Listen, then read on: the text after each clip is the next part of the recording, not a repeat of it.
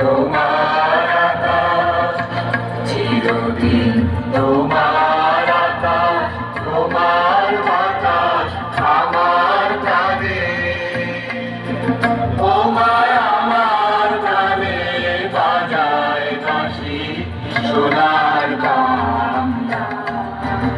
আমি তোমায় ভালোবাসি।